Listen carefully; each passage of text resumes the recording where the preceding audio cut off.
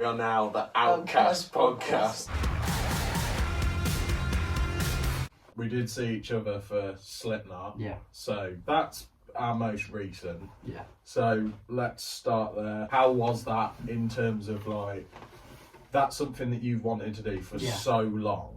Yeah. How was it when you actually finally did it? I've said this to you for time anyway, like, it's not going to be the same and it's not going to be what you expect anyway, because obviously half the members are not there anymore. But I generally did think like they did a solid for doing that whole album. They did it justice. Yeah. You said in the video with songs that you wouldn't necessarily expect. They switched up a bit, so like Tattered and Torn. Yeah. They did very different. Scissors, they did different, but it was a bit of a letdown. Scissors. Oh yeah. For me, my highlight of the show was seeing Sid do his like DJ solo, because for me, like, yeah, I love metal, but I will probably always be like an old school hip hop head, and for me, just scratching on DJs just itches my brain. And like they don't, like, Sid's not really done many of them. But I don't know about the other shows. I don't know if he did one for every day of the tour, but I know for normal shows anyway, like if they were just touring in general, it's like drum solos, like very far and few between. But no, it was good. My highlight for Slipknot has probably got to be, song-wise, I'd say like probably Surfacing or Prosthetics. I think when they first came on stage, because you literally, you're just looking, and because the stage when they come out is so dark, you're like, oh shit, there's Corey, there's Mick, there's Jim, and Clown walking out just doing a slow walk was sick. Well, I couldn't see that shit. That was a bit rough, but favourite song for me has to be No Life. You were screaming that. Just when it goes silent and then you hear, oh bro, it was so cool. One thing I'll say though was I was so pissed off that we didn't get a Jump the Fuck Up. Yeah. I was ready. People did it in Scissors, but it wasn't like a proper. Bro, surely, if you're trying to recreate 1999, you're doing Spit Out. They do a Jump the Fuck Up at regular shows, so I don't know why they. I don't know why.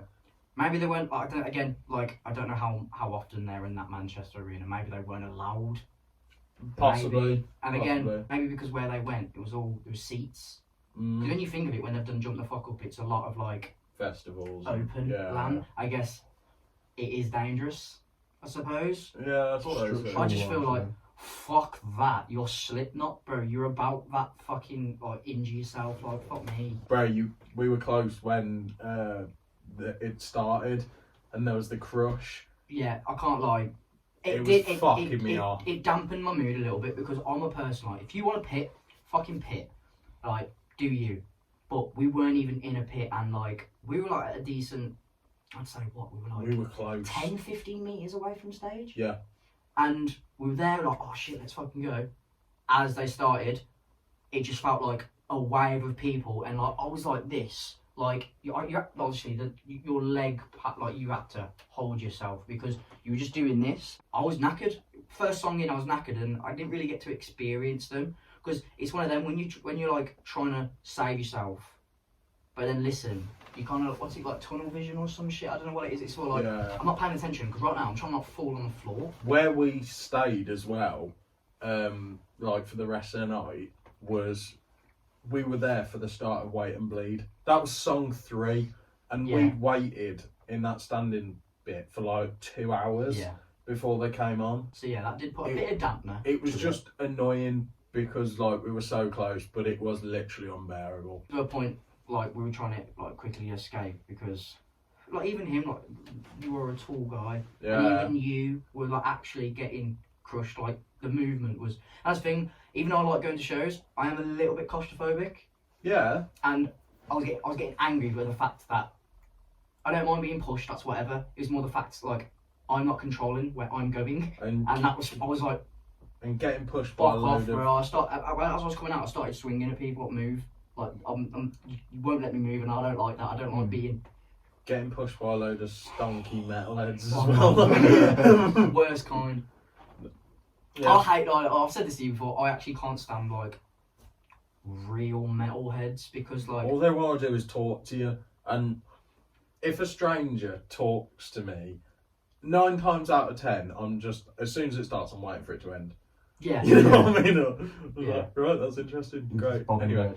Nah. Way. When I say I hate metalhead, it's more the fact of like. They could be like, my mum's died, and I'll be like, absolutely, that's amazing. Oh, I love that. It's more the fact like they kind of like I love metal, but I don't make it my personality. With metal, like it's meant to be like a very like, oh, we're different. Like, oh, we've actually got some people that understand the music. However, it's the most hateful thing ever. Yeah, like, it's supposed to example, be inclusive. If you say, oh man, my favourite metal band is, I don't know, let's say like a commercial one, Avenged Sevenfold, you'll get people going, you fucking poser, that's not real metal. And I'm just like...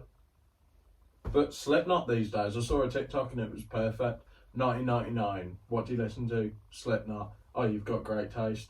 2025, what do you listen to? Slipknot. Poser. Yeah, it's ridiculous.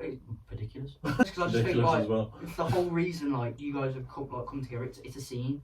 You're just doing what now.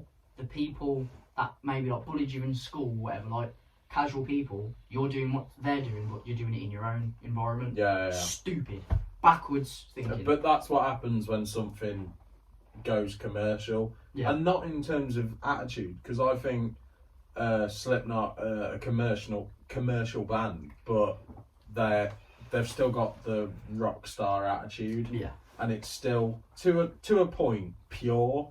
Yeah, you don't see them like pulling up in Lambos and like fucking Rolexes and like, look at my money.